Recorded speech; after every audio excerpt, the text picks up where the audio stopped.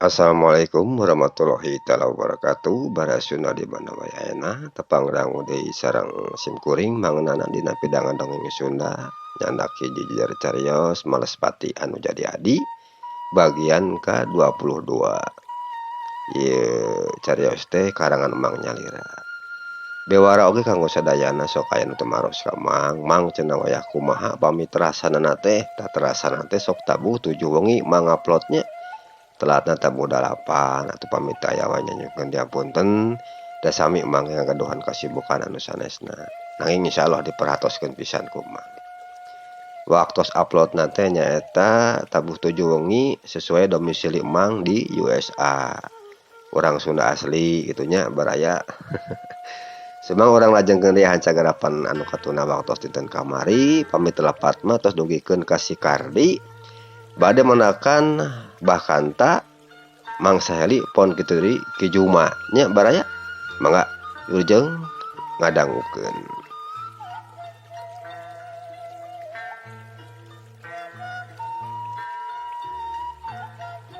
Kocapkeun ayeuna si Kardi anu rek manggihan bahkan tak Ki Badrawi pon kitu deui Ki Bewok. Harita si Kardi ngabarejaan heula kanu tiluan atuh sangeusna di barejaan mah barisan anu dipimpin ku bahkan tak Ki Badrawi pon kitu deui Ki Bewok laleumpang muru ka posna anu dijagaan ku Mang Sahili. Canggeusna narepi ka Mang Sahili kabeh anu area di dinya marayun heula ka bahkan tak anu rek biantara teu lila pok bahkan tak kadangu biantara. Batur-batur salembur baraya sadesa pon kitu deui ti lembur-lembur anu sejena anu geus saat rek milu bela pati ka ieu lembur. Kuring kacedang nuhunkeunana ieu teh kasadayana. Tah ayeuna kieu kusabab Ki Jarong jeung pada baturna geus katempo keur ngajarug-jug ka ieu lembur. Ukituna eueuh deui waktu pikeun urang. Ayeuna kudu sagancang-gancangna nyieun hiji siasat yeuh sangkan bisa ngayonan ka Ki Jarong jeung pada baladna. Sabab ari numutkeun meja anu tinuduaan mah cenah eta garemolan teh kurang leuwihna aya we meureun 100 jalma mah. Tah ieu teh kapanan lain jumlah anu saeutik ari pikeun Abah mah. Tah ayeuna lamun Ki Jarong jeung pada baladna diayonan ku urang kan saokur di tempat anu ieu wungkul kacida salahna ari ceuk Abah mah. Sabab kekuatan musuh tangtuna oge leuwih gede jeung bakal nimbulkeun korban jiwa anu kacida lobana. Tah ku kituna atuh urang kudu mecah kekuatan lawan. Ari carana ieu barisan ayeuna ku Abah rek dibagi 3. Barisan nu kahiji anu dipimpin ku Ki Badrawi kudu nyarumput dikencaeun ieu jalan. Kurang leuwih 50 meter lamun ti dieu mah jarakna kadinya kahareup ka tempat panyumputan teh. Ari pasukan anu kadua kudu nyarumputna di katuhun ieu jalan dipimpin ku Ki Bewok. Ari barisan anu katilu dipimpin ku Abah jeung Ki Sahili di tempat anu ieu. Tangke lamun Ki Jarong jeung pada baturna geus asup kana ditapak urang tungguan we parentah ti Abah kumaha kaharti cenah ceuk nu area di dinya hampir kabeh naremalan. Atuh geus kitu mah pager anu ngahalangan jalan teh harita dibuka heula tuluy barisanana Ki Badrawi pon kitu deui Ki Bewok kaluar ti eta tempat rek muru ka tempat panyumputanana sewang-sewangan. Ki Badrawi jeung baturna arayana dikencaeun eta jalan nyarumputna teh ari Ki Bewok jeung pada baladna aya di katuhun jalan. Sanggeus barisanana Ki Badrowi jeung Ki Bewok kalaluar. Barisan Bah Kanta jeung Mang Sahili katempo we keur ngabaredega halangan di jalaneun anu tadi nu rek asup ka lembur teh. Teu lila aleutan Ki Jarong mimiti katempo ku sadarea nising jaluringkang dinu poek geblig adenge sora suku anu pating gareblig jeung garibleg nincak kana taneuh. Beuki lila eta garombolan anu sakitu lobana teh beuki deukeut we ka lawang eta lembur. Harita di eta lawang lembur geus sariaga anu ngajagaan teh. Aya Bah Kanta pon kitu di Mang Sahili jeung Ki Juma jeung pada batur-baturna geus ngabaredega di eta lawang. Teu lila reg Ki Jarong jeung pada baladna ngararaneg heula sabab jalan anu rek dilewatan ku Ki Jarong teh katempo di hareupna loba ku jalma-jalma anu keur ngabaredega bari jeung ngahalangan eta jajalaneun. Teu kungsi lila Ki Jarong pok nyarita ka baturna. Dak tanya ku sia diarep geus rantol ku urang lembur. Kadatangan urang geus kanyahoan geuningan ku maranehanana we. Wah, babad we Ki Jarong. Moal buru teu sing gurisat geura cek si Jumad. Ki Jarong, naon hesena tuh cek si Behom bari milu nempas. Gampang wae ari ngababad mah we. Ngan kade ulah gagabas ya. Sabab katanyona mun loba kitu. Aya dak majoy. Kitu ceuk Ki Jarong mere parentah ka anak buahna sangkan maraju deui ka hareup. Atuh geus kitu mah Ki Jarong jeung pada baladna laleumpang deui ka hareup tapi karek oge sababaraha lengkah ti dinya. Jeleng ka hareup. Hareupeun Ki Jarong jeung balad-baladna. Jol aya nu singgara jeleng tiluan ngahalangan kana jajalaneun maranehanana. Atuh reg Ki Jarong ngeureunkeun lengkahna pon kitu deui pada baturna.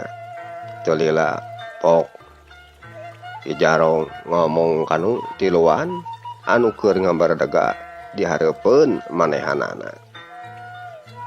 Kurang ajar sia. Kumaha wani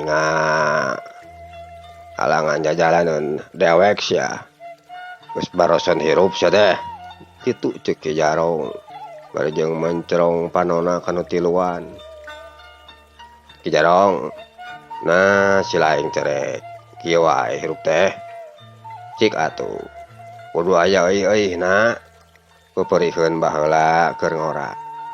Ayeuna mah da urang teh geus pada kolot atuh. Piraku rek ngagugu. Wae nafsu ngumbar amarah. Ceuk Ki Juma bari jeung mencrong ka Ki Jarong. Si ngoreng eta jalma nu tiluan teh. Ki Juma Bah Kanta jeung Mang Sahili. Sahari sia. Maka jeung nyaho kangaranan dewek segala rupa sia. Tanya Ki Jarong. Piraku anjeun geus poho deui ka kuring Ki Jarong. Kapanan kuring teh yeuh anu baheula puluhan tahun ka tukang. Awewena kungsi dipaling ku anjeun. Tanah anjeun masih kena ingat Ki Jarong. Temal Ki Juma. Tangtuna ge dewek mah poho we. Sia teh si Juma teh lain. Temal Ki Jarong bari jeung malik nanya ka Ki Juma. Benar Ki Jarong, kuring Ki Juma. Sok aya mah lamun anjeun jeung pada batur anjeun hayang salamet juk balik dewe. Kurang ajar sia Juma geus camplak ka dewek. Dak tewak we kitu ceuk Ki Jarong mere parentah ka anak buahna. Barang Ki Jarong mere parentah ka anak buahna, harita bakanta oge mere parentah ka batur-baturna sangkan maju pikeun ngepung Ki Jarong jeung pada baladna. Atuh celeng ti hareupeun Ki Jarong pon kitu deui ti kenca katuhueun jalan aya nu pating garajleng tina jero rungkun bari jeung bedog pating kolepat jeung pating hariyeng kadengena teh rek nyammeran ka Ki Jarong pon kitu deui pada baturna. Atuh ningali kayaan sarupa kitu puriak anak buahna Ki Jarong nu tadina ngahiji teh jadi mencar paburisat. Trang sora pedog mimiti kadenge pating balentrang awor jeung sora anu pating jorowo. Ari Ki Jarong barang nenyo kanyataan sarupa kitu teh cileng manehna luncat ka hareup narajang ka Ki Juma anu keur ngabedega hareupeun manehanana. Ari awakna meni ngalayang bari jeung nyamberkeun dampal leungeun katuhuna kana puhu ceuli kencana Ki Juma. Tapi Ki Juma teu cileureun manehanana oge. Barang dampal leungeun Ki Jarong rek ngahanca kana puhu ceuli kencana Ki Juma, klep Ki Juma ngalalepkeun sirahna. Atuh plos dampal leungeun Ki Jarong teh ngeplos ngahakan angin. Teu lila celepung suku katuhuna Ki Jarong mendinga celepung kaluhur. Ari nu di arah gadona Ki Juma jaul Ki Juma ngajaul deui ka tukang.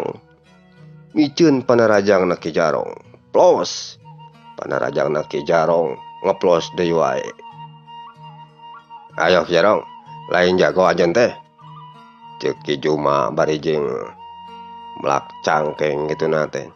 Ari Ki Jarong barang ngadenge caritaan sarupa kitu ti Ki Juma puguh we nafsuna tambah ngagedur. Cileng Ki Jarong luncat deui ka hareup bari jeung nyabet-nyabetkeun kadua suku jeung leungeunna. Ari gerakanana kacida cepetna. Atuh teu Ki Juma rada ripuh oge nying hareupan panerajang ti Ki Jarong sarupa kitu teh. Kilek ka kenca, kilek ka katuhu, sakapeung ngajaul kaluhur jeung ngalalepkeun sirahna ka handap. Ari mangsa hili barang ningali Ki Juma rada ripuh teh cileng manehna luncat narajang ka Ki Jarong ku peureub katuhuna. Ari nu diarah careham kencana Ki Jarong lep Ki Jarong ngalalepkeun sirahna ka handap plos peureub mangsa hili ngeplos. Geus kitu cilang deui mangsa hili luncat ka luhur. Ari nu diarah puhu ceuli kencana Ki Jarong hiuk lep Ki Jarong ngalepkeun deui sirahna plos panarajang mangsa hili ngeplos deui wae. Jali ayo urang serang kuduaan ye kitu ceuk Ki Juma. Atuh cileng duanana narajang ka Ki Jarong make jurus sakembaran. Dampal suku jeung peureub ti kenca jeung katuhu. Menising hariyeng rek nyamer kana awakna Ki Jarong. Tapi orok kaya awak Ki Jarong kacida lingasna. Awakna menisiga anu entengeun aker. Miceunana dua panarajang musuhna teh. Sakapeung ngakilek, sakapeung ngajaul kaluhur. Sakapeung sok rajeun ngalalepkeun sirahna ka handap. Cakakak Ki Jarong kadenge siri meninga kakak.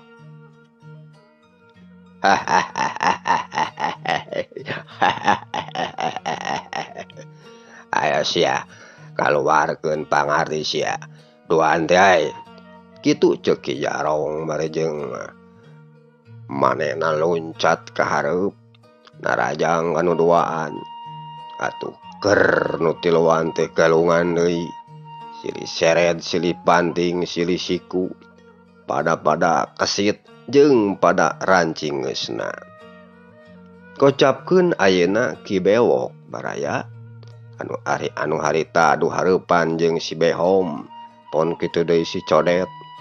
Estuning teu gimir keur manehna mah jeung hareupan 2 jalma sarupa kitu teh. Cileng Ki Bewok ajeleng-ajelengan bari jeung nyingkahan 2 bedog anu butbet ngarah kana awakna sorangan. Sanajan awakna Ki Bewok nya ge jangkung gede, tapi gerakanana kacida lincahna. Jaul Ki Bewok ngajaul ka luhur. Teu lilacle sukuna nincak deui kana lemah. Cakakak Ki Bewok siri.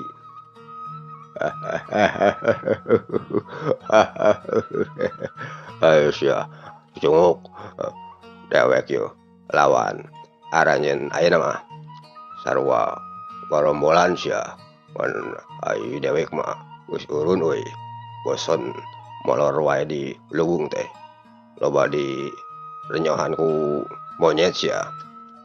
Kitu ceuk Ki Bewok baraya. Kurang ajar sia ngaledek ka dewek. Codet ayo serang deui euy ceuk si Behom. Ngajak narajang deui ka si Codet atuh cileng anu duaan teh. Laluncatan deui ka hareup bari jeung bedogna meuni pating kolepat jeung pating hariyeng nyamberankan awakna Ki Bewok. Teu lila serepet Ki Bewok manehna mesat bedogna trang dipake nakisan bedogna anu jadi lawan. Pating balentrang kadengena teh jeung buricak ngaluarkeun kembang sinu. Cileng ayeuna mah bagian Ki Bewok anu narajang ka si Behom jeung si Codet. Bedogna dipubat pabitkeun ku Ki Bewok ngarah kana beuheung cangkeng jeung bincurangna anu jadi lawan. Ari datangna eta bedog mendingan sakolepat ditakis kana sirah geus nyamar deui wae kana cangkeng. Ditakis kana cangkeng geus muru deui kana bincurang. Atuh teu wudu nu duaan teh rada kawalahan oge nying hareupan panarajang lawan sarupa kitu teh. Ari Ki Bewok da memang lain tandinganana tuh ari jeung anu duaan mah sajabana tiurut garombolan teh. Hade goreng oge Ki Bewok teh kungsi jadi gegedugna garombolan. Nu tangtu pangartina teh teu bisa dianggap enteng. Cileng Ki Bewok ngahembatkeun deui bedogna kanu duaan.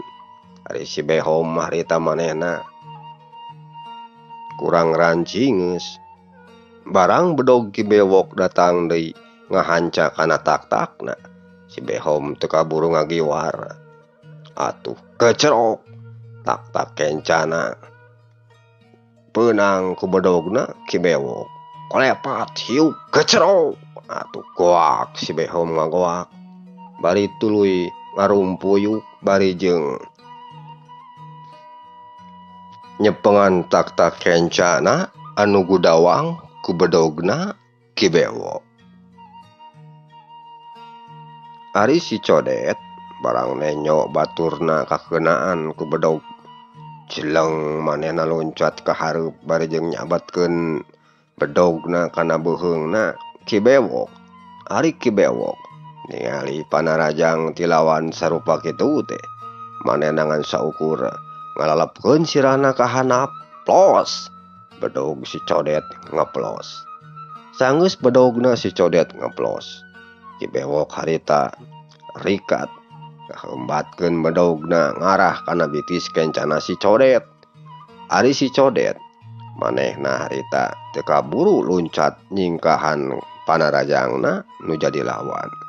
Atuh hiu gecrog bedogna ki bewok ngahanca kana bitis kencana si codet goak.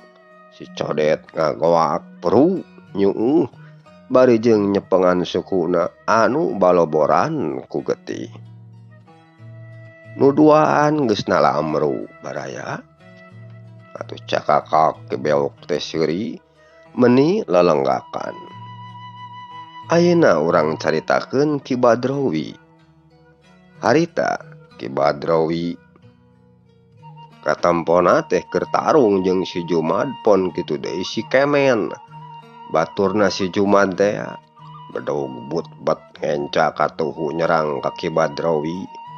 Tapi pikeun Ki Badrowi mah teu matak gimir jeung hareupan musuhna nu duaan. Sanajan bedog but-bet silih suduk ngarah kana beuheung cangkeng pon kitu deui bincurangna Ki Badrowi. Tapi keur Ki Badrowi mah kacida entengna gerakanana kacida kesitna dina nyingkahan panarajang nu jadi lawan. Kulak kilek awakna sakapeung sok rajeun katempo ngakilek. Jaul Ki Badrowi ngajaul ka luhur lep sirahna ngalalep ka handap. Reg Ki Badrowi katempo ngaraneg heula. Ari awakna meuni ngoprot ku kesang anu maseuhan kana bajuna. Teu lila corowok Ki Badrowi ngacorowok bari ngaheumatkeun bedogna kanu duaan. Ayeuna wae bieu mah Ki Badrowi keur ngumpulkeun heula tanagana. Eta bedog Ki Badrowi datangna kanu duaan teh meuni cepet lir kilat lep si Jumad ngelok jeung si Kemen ngajeleng ka luhur. Tapi eta bedog ku Ki Badrowi siga anu aya mataan. Bedog Ki Badrowi teh barang si Jumad ngelok eta bedog teh geus datang deui bari jeung dikewongkeun rek ngarah kana bincurang katuhuna si Jumad. Atuh jaul si Jumad ngajaul luncat ka luhur.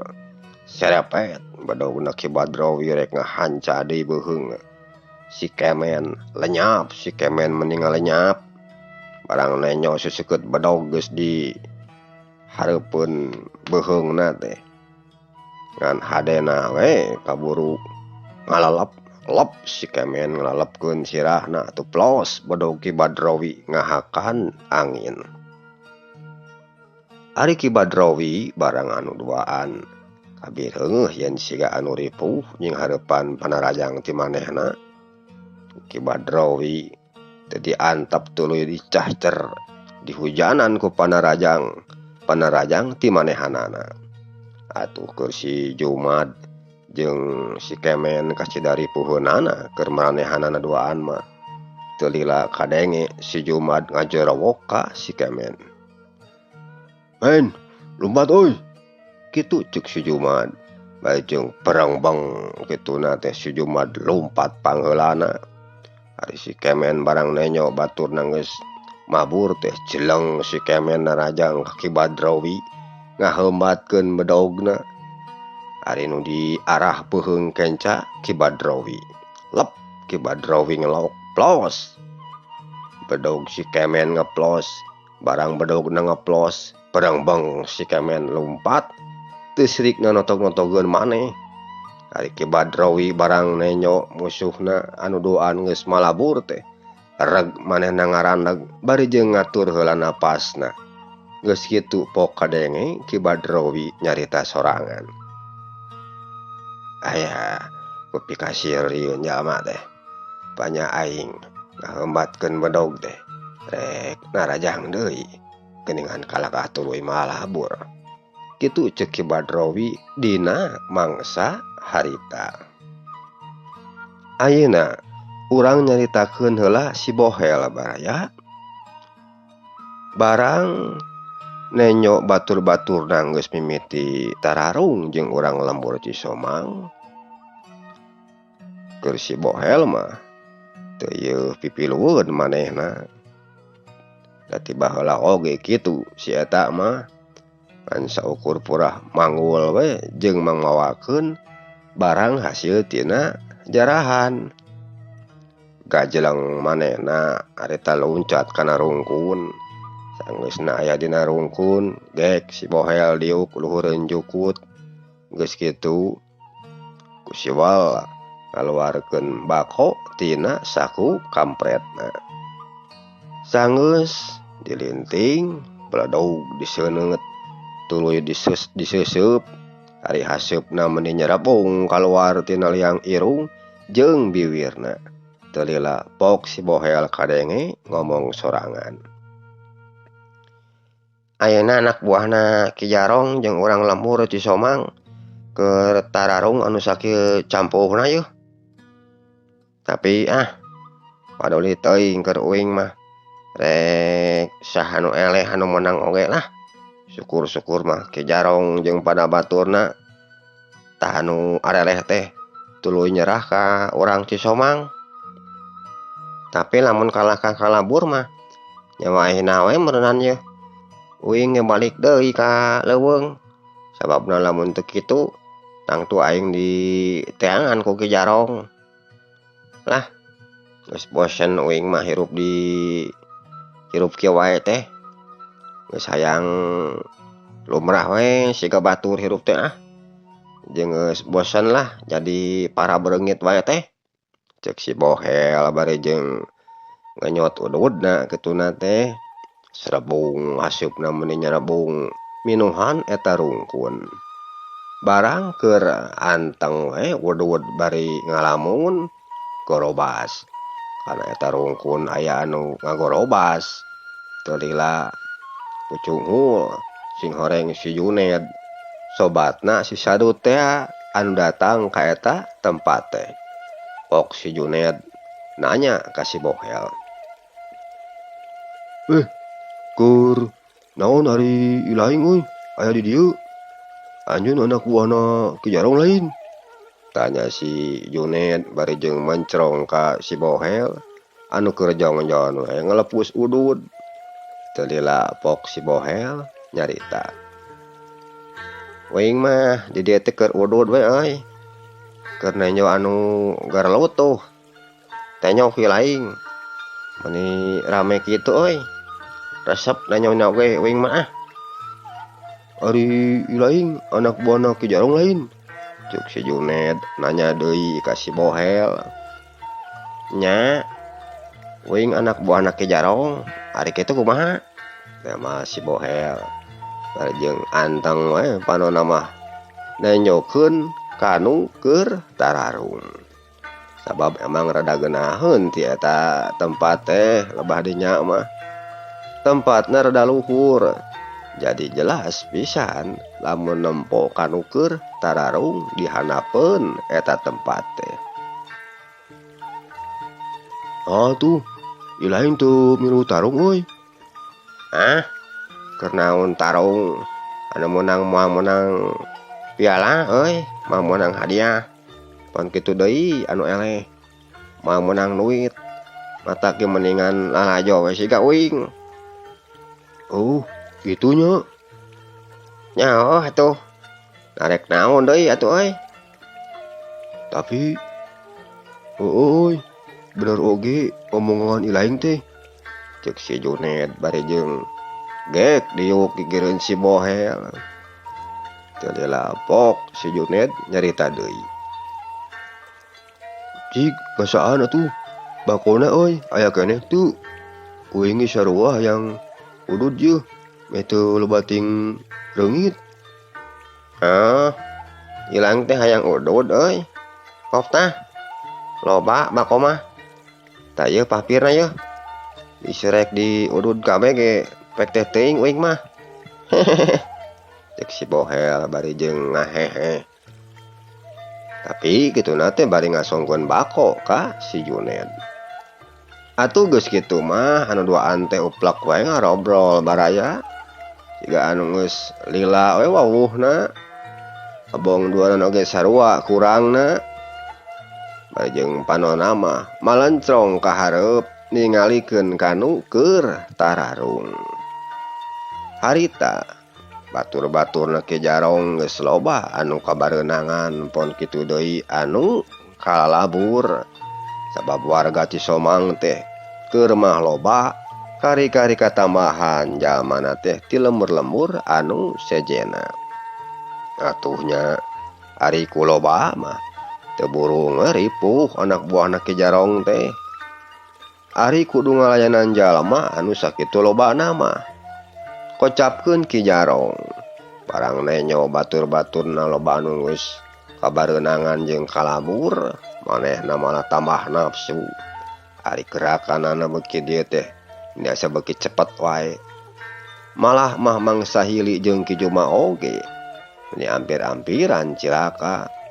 Ari bahkan tak barang nempo anu duaan geus rada kadeseh ku Ki Jarong cileng bahkan tak luncat barejeng ngahembatkeun peureub kencana ka Ki Jarong.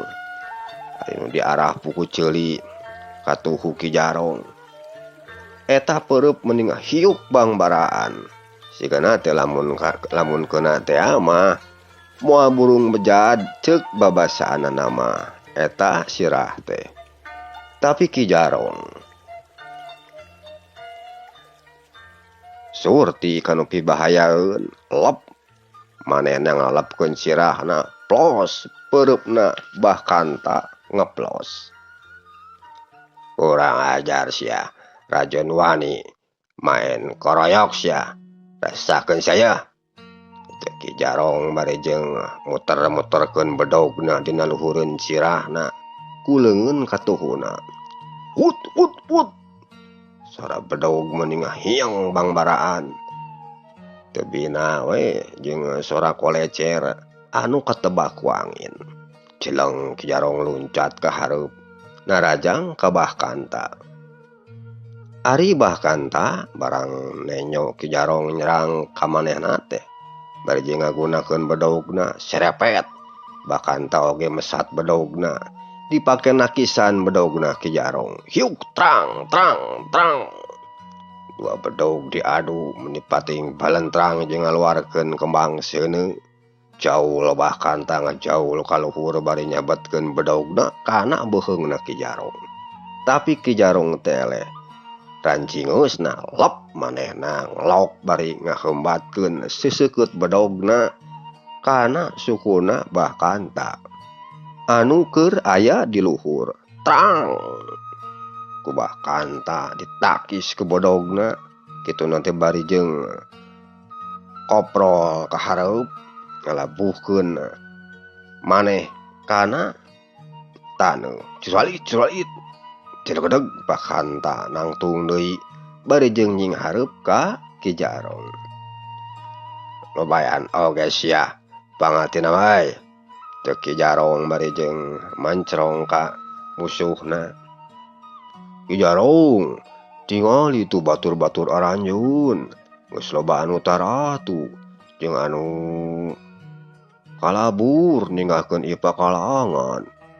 Ari anyun rek kumaha ayeuna? Saur Bahkanta estuning hiji sepuh anu wijaksana. Kurang ajar sia kelaanan keur dewek mah ari kudu serah bongkokan ka si laing mah. Cadu bungkuk haram dempak sia gerewek mah. Cileng Ki Jarong luncat deui narajang ka Bahkanta. Bedogna menising kolepat matak paur ngahujanan kana awakna Bahkanta. Tapi Bahkanta oge teu cicingeun anjeunna nakisan bedogna Ki Jarong anu sakitu pohara cepetna. Hiuk trang trang trang. Dua bedog pating palentrang deui diaradu. Teu lila reg. Ki Jarong ngarandeg bari jeung pok ngagerentes dina sajeroning hatena. Lumayan oge pangartina ieu kolot teh ya. Ceuk Ki Jarong bari mencrong ka Bahkanta.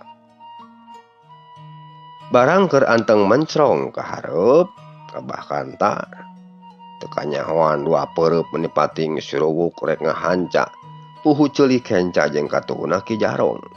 Sing horeng eta dua pereup teh pereupna ti Mang Sahili jeung Ki Juma anu geus nyerang deui ka manehna. Ari Ki Jarong barang mireng aya dua pereup anu datang ka manehna. Harita Ki Jarong ngacuralitkeun awakna ka hareup bari jeung nilepkeun bedogna dina luhureun sirahna. Curalit, plos, plos. Dua pereup ngareplos. Hiji oge eueuh anu ngeunaan kana awakna. Jelegedeg Ki Jarong nangtung deui bari jeung manehna mencrong kana duaan. Gonyok teh sia, Raden wani ngabongohan ka aing. Ayo, maju deui sia. Cek Ki Jarong atuh celeng anu duaan teh. Narajang deui ka Ki Jarong mani make jurus kemar. Ari gerakanana me hampir sarua. Da puguh kungsi sapaguruan duanana oge. Ari Bakanta barang ningali anu duaan geus narajang deui ka Ki Jarong, celeng anjeunna oge loncat milu ngahurup ka Ki Jarong. Ari tujuanna Bakanta mah lain rek niat binasa, tapi hayang buburu nyerek ka Ki Jarong. Beda deui jeung Mang Sahili pon kitu deui Ki Juma. Ki Juma baheula awena kungsi kapanan dipaling ku Ki Jarong. Ari Mang Sahili budak nu pangleutikna dibinasa ku anak buahna Ki Jarong. Tilu jago ngahurup ka Ki Jarong, kenca katuhu luhur handap. Teu wudu we manehna oge. Rada ripuh ari ku kalilaan mah. Teu lila reg Ki Jarong ngaraneg tuluy ngasupkeun bedogna kana sarangkana. Geus kitu pok ngomong kanu tiluan. Rasakeun sia sakabeh panarajang ti dewek ya, cek Ki Jarong bari jeung mencrong kanu tiluan. Geus kitu kadua leungeunna disidakepkeun dina hareupeun dadana. Reup panonna dipereumkeun bari jeung kunyem bibirna. Aji aing samogon teh dampal aing aceuning sana sumurup sumanjing na jero sukma metulan kiwa tengan. Kitu ceuk Ki Jarong. Geus kitu nyah panonna beunta deui tuluy ngakesekeun kadua dampal leungeunna. Aneh baraya tina kadua dampal leungeun Ki Jarong siga anu kaluar hasup meni ngebul. Ari Bakanta anu mireng Ki Jarong ngaluarkeun elmu semu gunting teh pok anjeunna nyarita ka Mang Sahili pon kitu deui Ki Juma. Ki Sahili, Ki Juma, kade sing arati-ati nya. Mun bisa mah dampal leungeunna Ki Jarong ulah nepikeun ka bisa keuna kana awak aranjun. Sabab manehna keur ngagunakeun ilmu semu gunting ayeuna teh. Saur Bakanta atuh mangga cenah ceuk anu duaan teh. Cacap Bakanta nyarita sarupa kitu atuh celeng Ki Jarong luncat deui narajang kanu tiluan. Ari kadua leungeunna meniput-put nyerang ti kenca jeung katuhu. Atuh celeng nu tiluan teh ngarajeleng nyinggahan panarajangna Ki Jarong. Plos, plos. Dampal leungeun Ki Jarong ngareplos. Ari tina kadua dampal leungeunna Ki Jarong karasa siga aya hawa panas anu kaluar meni ngaheab. Celeng tiluan nyinggahan deui panarajangna Ki Jarong. Dina hiji kasempatan Ki Juma harita narajang ka Ki Jarong bari jeung nyabetkeun bedogna anu dikewongkeun ku Ki Juma. Ari nu diarah maksudna puhu ceuli katuhuna Ki Jarong. Barang bedog datang, kop eta bedog teh ditewak ku Ki Jarong. Geus kitu pletok. Bedog dipotongkeun jadi belah dua. atuh rangkog Kiju mah ngarengkog barang nenyo bedog nangis tinggal sapotong deui teh teu lila pok Kiju mah nyarita ka bahkan tak kumaha lamun tos kieu bah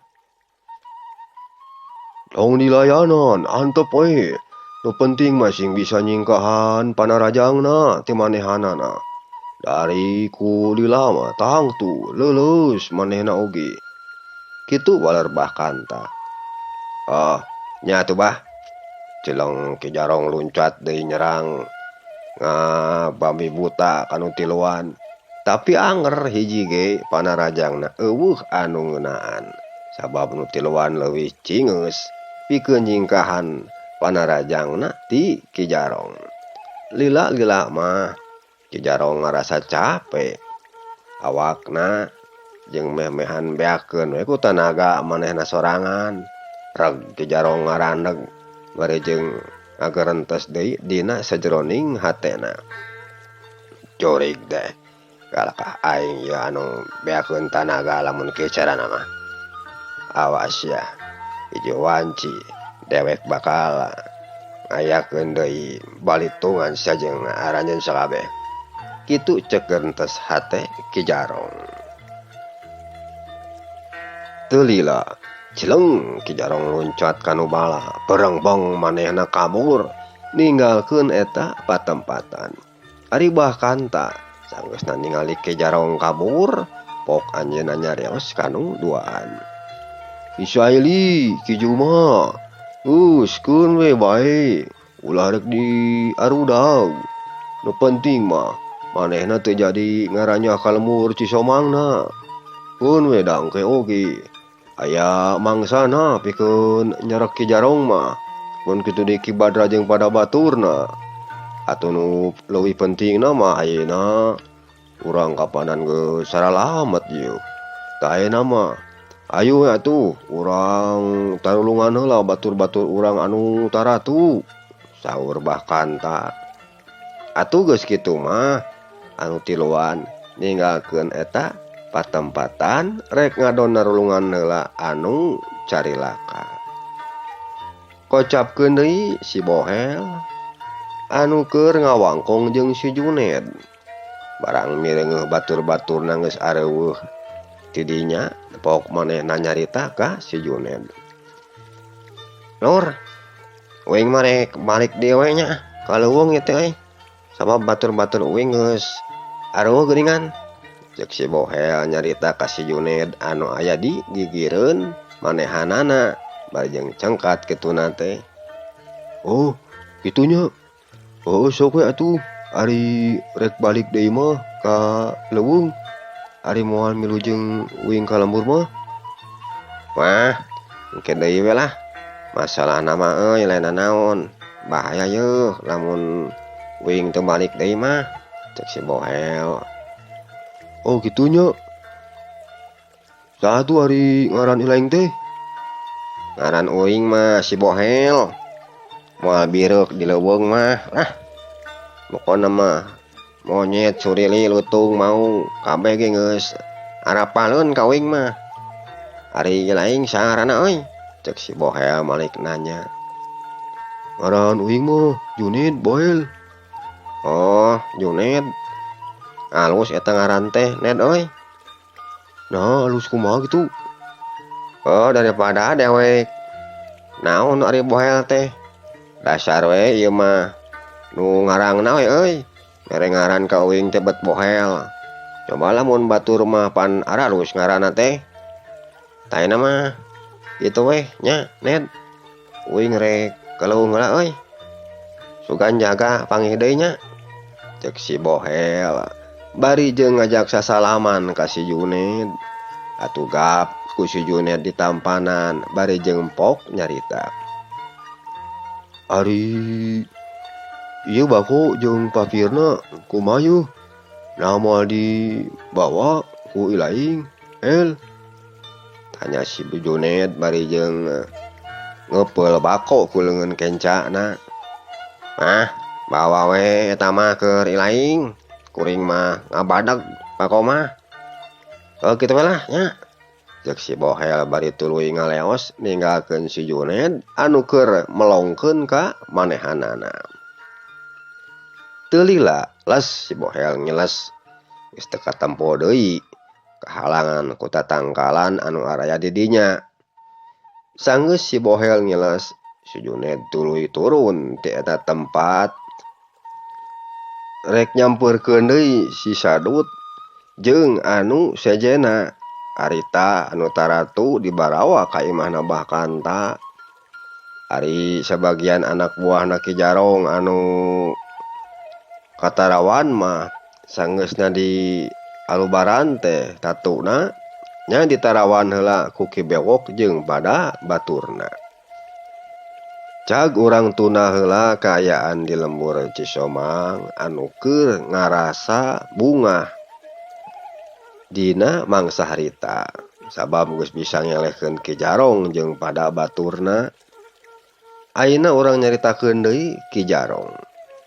Sanggeus manehna kabur ninggalkeun pakalangan teh, Ki Jarong tuluy muruk ka tempat anu basa dipake rareureuh ti heula teh ku maranehanana. Teu lila gok Ki Jarong anyog ka eta tempat. Ari di dinya geus nyarampak anak buahna anu geus pangheulana daratang ka eta tempat. Aya nu keur humaragung wae bari jeung aung-auhan. Aya oge anu keur ngagoler bari jeung napasna teh meuni renghap ranyug ka tempona. Aya oge anu keur mareungkeut tatu dina sukuna jeung sajabana. Koloyong Ki Jarong ngoloyong kadinya bari jeung gek diuk dina jukut. Teu sirikna ngabubeutkeun maneh. Tayohna wae awakna ngarasa leuleus, renghap narik napas jero. Teu lila dipicieun deui kaluar. Siga anu keur ngatur heula napasna sorangan. Teu lila sanggeus napasna biasa deui bok Ki Jarong nyarita ka si Behom. Behom, cik mangalakeun dewek cai saha kedeung mah Behom. Ti koro dewek meuni hanang kieu ya, cek Ki Jarong. Duh, hampura Ki Jarong, lain kuring teu nurut kana parentah Ki Jarong ieu. Ieu kuring ge keur ngarasakeun tak-tak kenca ieu. Anu dewang tapak bedogna tepat naon tapak dikadek ku bedogna si Bewok teh lamun teu salah ngaranna teh Ki Jarong. Tamal si Behom bari jeung pupuring isan kituna teh. Codet cik pangalakeun cai dewek ai. Cek Ki Jarong bari jeung ngareret ka si Codet. Aduh hampura Ki Jarong. Kuring ge keur ngarasakeun bitis anu kenca ieu teh. Kakadek tadi ku si Bewok. Tembal si Codet. Kawan usah huluan pisan sia. Ari si Boel ka mana ai? Teuing Ki Jarong. Can tembong ti tadi ge si Boel mah. Teu lila keur pada ngaromongkeun kitu teh pucung hul si Boel mucung hul tina jalan anu rada mudun. Bari jeung heheotan kituna teh barang mucung hul ka luhur teh. Si Bohel geuningan Ki Jarong. Cek si Behom bari jeung mencrong ka si Bohel anu kakara datang ka dinya. Teu lila gek si Bohel diuk dina luhureun jukut teu jauh ti Ki Jarong. Geus kitu kadenge deui sora Ki Jarong nyarita. Ari sia geus ti mana Bohel? Nu sejen mah geus ti Daryo sia. Tita tadi kana oge. Ari sia mah karek ngurunyung. Cek Ki Jarong bari jeung rada muncreng kituna teh. Ari Ki Jarong. Pan uing mah tadi geus tarung. Tarung heula atuh jeung urang lemur. Malah hampir-hampiran cilaka uing teh. Sabab geus pada ngepung. Untung bisa salamat oge. Cek si Bohel teu leum-leum. nyarita teh. Nah benar sia eta nyarita teh poel. Nya bener atuh Kijarong. Nah buktina tingali ari nu sejen makapanan pada taratu ari uing mah henteu anak buah saha heula atuh lamun lain anak buahna Ki Jarong kapanan.